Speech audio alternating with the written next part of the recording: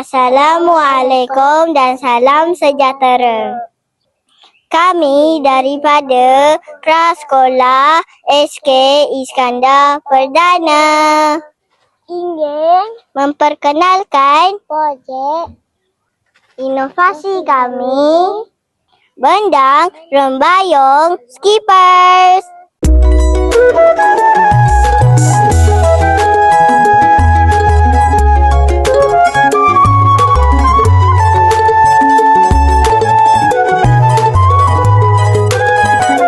Okey, jom kawan-kawan. Hai kawan-kawan, projek ini merupakan sudut projek Based Learning atau PBL yang dibangunkan untuk memberi pendedahan awal kepada murid tentang dunia pertanian dan keusahawanan. Kawan-kawan tahu tak, projek ini mula dibangunkan pada 1 Mac 2026 di kawasan luar bangunan prasekolah dengan keluasan 30 x 40 kaki persegi. Kami memilih konsep sawah bendang mini yang menggabungkan suasana tradisional bersama teknologi pertanian moden. Melalui projek ini, murid dapat belajar secara hands-on tentang cara menanam padi, menjaga tanaman serta mengenali proses penghasilan beras sejak kecil lagi.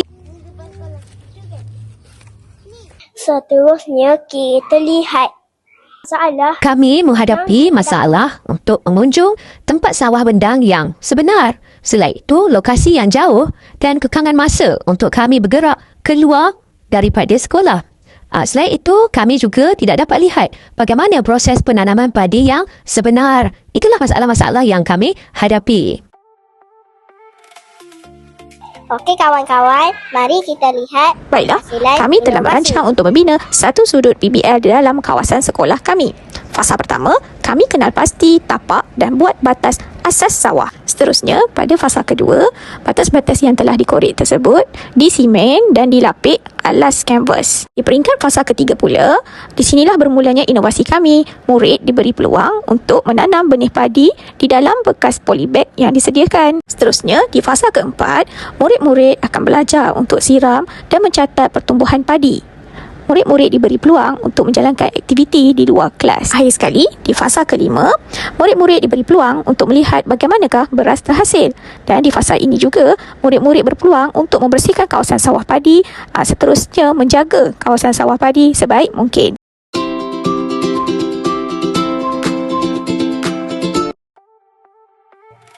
Assalamualaikum warahmatullahi wabarakatuh. Tahniah atas pembinaan projek PBL ini. Projek Bendang Rembayung Skippers ini merupakan satu projek yang dibina sebagai pusat pembelajaran bilik darjah bagi murid-murid prasekolah. Melalui projek ini, murid secara hands-on tentang dunia pertanian moden, teknologi pertanian serta asas keusahawanan sejak kecil. Antara aktiviti yang dijalankan ialah menanam padi, menyiram tanaman, mengenali alatan pertanian moden, aktiviti STEM, pertanian, membuat pemerhatian pembesaran pokok dan simulasi jual beli hasil tanaman. Murid juga belajar menggunakan teknologi mudah seperti video pembelajaran, digital dan kod QR berkaitan pertanian. Projek inovasi ini membantu murid menjadi lebih aktif, kreatif dan yakin diri. Murid belajar bekerjasama, berkomunikasi dan menyelesaikan masalah semasa melakukan aktiviti berkumpulan. Selain itu, mereka juga lebih menghargai alam sekitar, memahami kepentingan sektor pertanian dalam kehidupan seharian. Saya berharap projek ini dapat menjadi inspirasi kepada murid untuk mencintai alam, menghargai pertanian dan mempunyai minat terhadap teknologi serta inovasi sejak kecil. Semoga pusat pembelajaran ini terus berkembang sebagai pusat pembelajaran kreatif dan menyeronokkan untuk semua murid prasekolah. Terima kasih dan teruskan berinovasi. Assalamualaikum warahmatullahi wabarakatuh. Saya Muhammad Nasir bin Azizan, penolong PPD Prasekolah dan Rendah Pejabat Pendidikan Daerah Perak Tengah. Saya dengan ini ingin mengucapkan syabas dan tahniah kepada warga Prasekolah SK Iskandar Perdana atas pelaksanaan projek inovasi PBL yang bernama Bendang Rembayung Skippers yang sangat kreatif dan memberi impak positif kepada murid.